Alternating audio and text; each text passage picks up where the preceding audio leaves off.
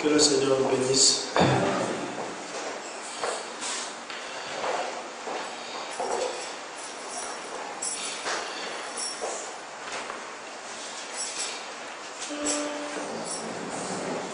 Nous allons chanter à la page 29, cantique numéro 76.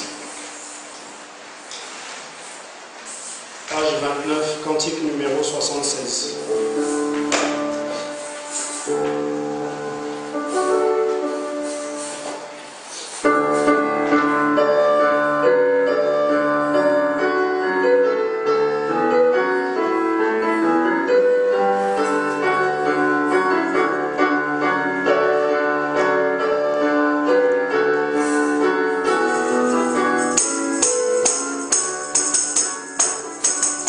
Amen.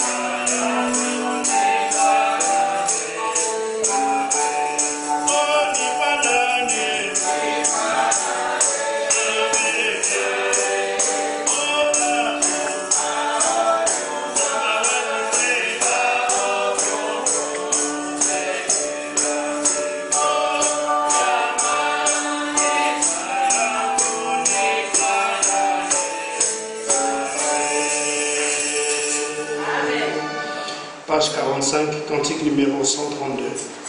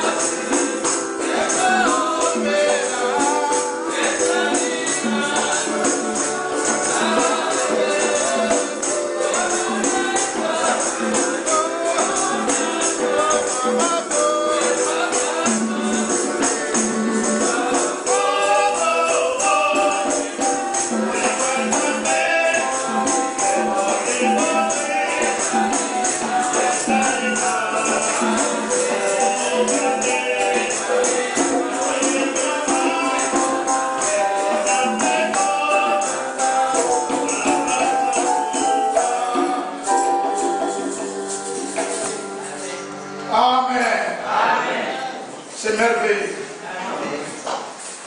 Nous vous souhaitons tous la bienvenue. Je crois que cet après-midi, notre déplacement pour venir enseigner ne sera pas fin. Dieu nous bénira encore d'une façon extraordinaire. Nous allons prendre nos Bibles. Nous allons nous lever dans Psaume 133. Psaume 133. Et après cela, j'inviterai Frère Bonny de prier.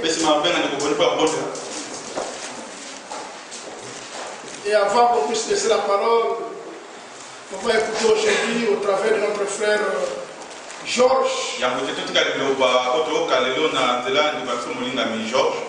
Et Dieu va utiliser. Nous écouterons quelques paroles d'introduction par notre frère Dela. Nous allons lire dans Psaume 133. Voici, oh, qu'il est agréable, qu'il est doux pour les frères de demeurer ensemble. C'est comme l'huile précieuse qui répand sur la tête, descend sur la barbe d'Aaron, qui descend sur le bord de ses vêtements. C'est comme la rosée de l'Hermon, qui descend sur le montant de Sion. Car c'est là que l'Éternel envoie la bénédiction, la vie pour l'éternité. Et cet après-midi, nous sommes réunis pour des choses éternelles. Et le Dieu éternel nous accordera encore la parole éternelle. Et cette parole éternelle, c'est elle qui nous donne la vie éternelle. Ainsi cet après-midi, notre prière, c'est ce que Dieu avait fait à notre sœur Lydie. Nous voulons qu'il puisse le faire pour nous cet après-midi. Qu'il puisse simplement ouvrir nos cœurs et nous rendre attentifs à sa parole. En fait, en sortant de ces lieux, tous on puisse être prêts. Prêts pour son retour. Déjà, il y a des frères qui sont venus de Fontainebleau et de nous. Il y a un frère qui m'avait appelé. Je ne sais pas s'ils sont déjà là. Ils sont là. Ah, que Dieu bénisse les frères. Nous sommes vraiment contents qu'ils soient venus de nous. C'est le frère Jean-Marie. Que Dieu bénisse frère Jean-Marie. Le frère Ezekiel n'est pas là. Ah, il est là. Que Dieu soit loué. Je crois que cet après-midi, Dieu nous bénira richement. Nous bien-aimés les ensembles qui sont là déjà. Que le Seigneur les bénisse. C'est des tours aussi. Que Dieu les bénisse aussi. Et nous aussi d'Orléans. Que Dieu nous bénisse aussi. Alors je crois de tout cœur. Dieu nous bénira au-delà de toute mesure. Est-ce que vous le croyez? Que Dieu soit loué. Alors je vais inviter notre frère qui va adresser quelques mots de prière. Et après nous continuerons encore dans le programme. Parce que frère Georges est en route. Et quand il arrivera ici, nous donnons la place à notre frère Adela. Quelques mots d'introduction. Et ensuite nous écouterons la parole. Déjà on va écouter, on est déjà dans la parole. Et ensuite la continuité par notre frère Georges. Est-ce que vous êtes tous dans la joie? Que Dieu soit loué. Frère Bonny, quelques mots de prière. Notre Père qui est au ciel, que ton nom soit sanctifié, que ton règne vienne. Que ta volonté se fasse sur la terre comme au ciel. Donnez-nous aujourd'hui notre pain quotidien.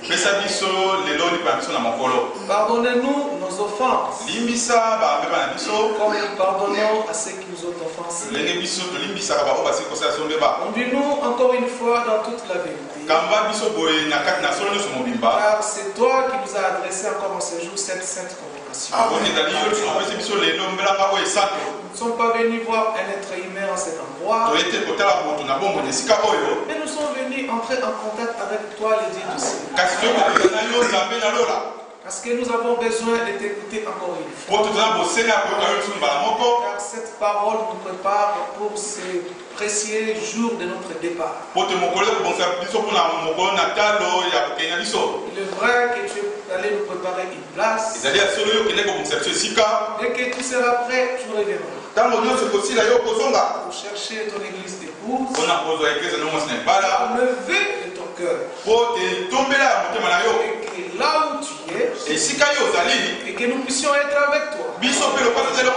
Comme cela est écrit, ce que toi tu veux, tu le fais. Voilà pourquoi nous sommes confiants. Un jour nous passerons de la foi à la vie. Aujourd'hui c'est la prédication. Un jour nous serons avec toi. Cela est la réalité. Ce n'est pas une utopie.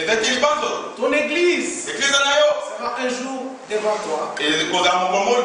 Et sera avec toi dans ton trône. Merci pour cet après-midi encore une fois. Dispose notre cœur. Chaque cœur à l'écoute de ta parole. Ta parole étant la sémence. Que cela ne soit pas adressé à la tête. Mais que cela soit adressé tout droit dans notre cœur. Celui qui dispose le cœur, c'est encore toi.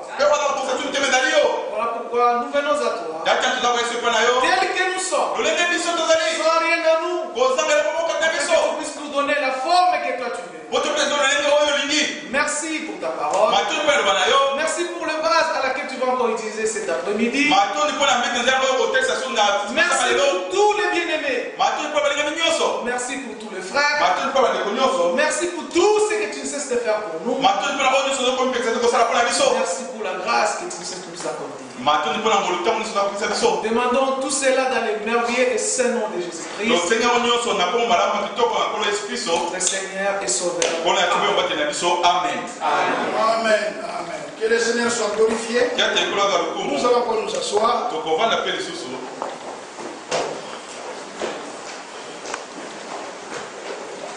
Comme on a lu dans Psaume 133, il est dit au verset 3, c'est comme la rosée de l'Hermon qui descend sur le montagne de Sion, car c'est là que l'Éternel envoie la bénédiction, la vie pour l'éternité. Notre Dieu est éternel. Ce Dieu éternel a la parole éternelle. Et la parole éternelle est prêchée à tout homme. Mais principalement aux élus. Afin que quiconque croit à cette parole ait la vie éternelle. Il s'agit encore de croire. Nous sommes tous ensemble réunis pas pour écouter un homme. Comme le psalmiste l'a exprimé, il est vraiment agréable. Agréable que le frère, pour deux frères, de demeurer ensemble. Ensemble et pas pour parler de la politique. Mais ensemble pour écouter Dieu. Si on est réunis pour écouter Dieu, sûrement nous sortirons de cette salle bénie. Alléluia. Alors nous sommes venus pour recevoir. Nous ne sommes pas venus pour raisonner. De tout cœur, je crois que cet après-midi, le Dieu qui a permis qu'on puisse être là, il va encore ajouter dans chacun de nous, ce dont nous manquons. Voilà pourquoi il nous a réunis en cellule. C'est pour nous préparer pour ce grand jour. Le jour de son retour. Parce qu'il a dit dans Matthieu 25, celle qui était prête, c'est-à-dire celle qui a accepté les conseils divins dans toute sa totalité. Voilà ceux qui seront prêts. Alors celles qui étaient prêts, ce sont eux. Ils sont pu entrer. Donc il s'agit d'être prêts. Donc nous sommes au temps de la préparation. Mais prêts pas selon notre volonté. Mais prêts selon la volonté de Dieu. Alors pour que tu puisses être communiqué et que tu puisses être uni avec ce Dieu éternel, seule condition que Dieu a donnée, c'est de croire. Dans Jean chapitre 5, parce qu'il s'agit des choses éternelles, voilà pourquoi nous sommes réunis. Nous ne sommes pas réunis seulement pour nous fraterniser, mais nous sommes réunis pour écouter Dieu. Amen. Dans Jean chapitre 5, il est dit ceci au verset 24. Jean chapitre 5, verset 24. Le Seigneur dit ceci. En vérité, je vous l'ai dit. Celui qui écoute ma parole et qui croit en celui qui m'a envoyé a la vie éternelle et ne vient point en jugement, mais il est passé de la mort à la vie. Donc le secret ce soir, c'est de recevoir cette parole éternelle. Lorsque la parole éternelle est reçue dans un corps honnête, dans un cœur honnête, sera produit. Produit la vie de Dieu. Alléluia. Amen. Dieu est éternel. Dans Psaume 90, 92 ou 91, je crois, 90, il dit ceci. Ce sont des choses que vous connaissez. Il dit au verset 2, avant que les montagnes soient nées et que tu aies créé la terre et le monde,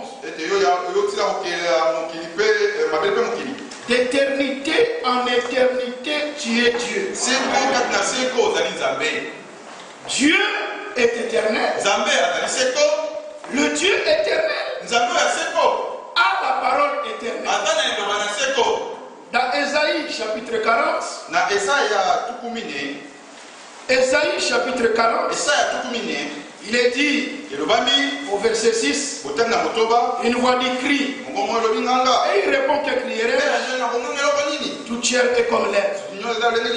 Et tout son éclat comme la fleur des champs.